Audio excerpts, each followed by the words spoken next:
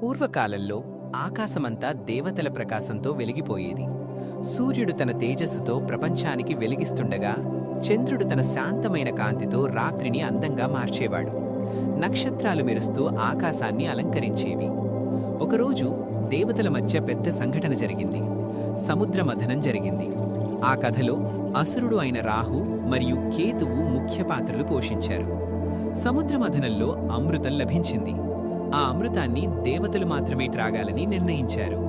కాని రాహు అనే అసురుడు వేషం మార్చుకుని దేవతల మధ్య కూచుని అమృతాన్ని త్రాగడానికి ప్రయత్నించాడు. సూర్యుడు మరియు చంద్రుడు అతడిని గుర్తించి విష్ణువుకి చెప్పారు. విష్ణుమూర్తి మోహిని రూపంలో వచ్చి అమృతాన్ని పంచుతున్నాడు. రాహు అమృతాన్ని తాగబోతున్న సమయంలో విష్ణువు తన సుదర్శన చక్రంతో అతని తలని శరీరం నుంచి వేరు చేశాడు. కాని అప్పటికే అతని తల అమృతాన్ని తాకింది. అందువల్ల రాహు తల అమరుడయ్యింది. శరీరం కూడా వేరే శక్తిగా మారి కేతువయ్యింది.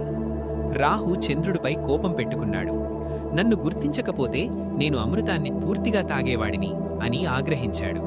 అప్పటినుంచి రాహు చంద్రుణ్ణి వెంబడించడం మొదలుపెట్టాడు. కథలోని ప్రధాన సంఘటన: ఒక ప్రశాంతమైన పౌర్ణమి రాత్రి. భూమిపై ఉన్నవారు చంద్రుని అందాన్ని ఆస్వాదిస్తున్నారు. పిల్లలు ఆటలు ఆడుతున్నారు. పెద్దలు చంద్రుని చూసి ఆనందిస్తున్నారు. అచానత్తుగా చంద్రుడు నెమ్మదిగా మసకబారడం ప్రారంభించింది. ఆకాశంలో రాహు తన పెద్ద నల్లని నోటితో చంద్రుణ్ణి మింగేందుకు ప్రయత్నించాడు.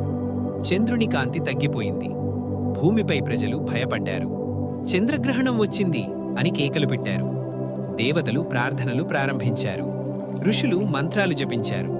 నదుల్లో స్నానం చేశారు. కొంతసేపటికి రాహు చంద్రుణ్ణి పూర్తిగా మింగలేక వదిలేశాడు. చంద్రుడు మళ్లీ వెలుగునిచ్చాడు. అదే చంద్రగ్రహణం. శాస్త్రీయ సత్యం: కథలు చెబుతున్నట్లుగా రాహు నిజంగా చంద్రుణ్ణి మింగడు. శాస్త్రీయంగా చూస్తే భూమి సూర్యుడు మరియు చంద్రుని మధ్యకి వచ్చినప్పుడు భూమి నీడ చంద్రునిపై పడుతుంది. దానినే చంద్రగ్రహణం అంటారు.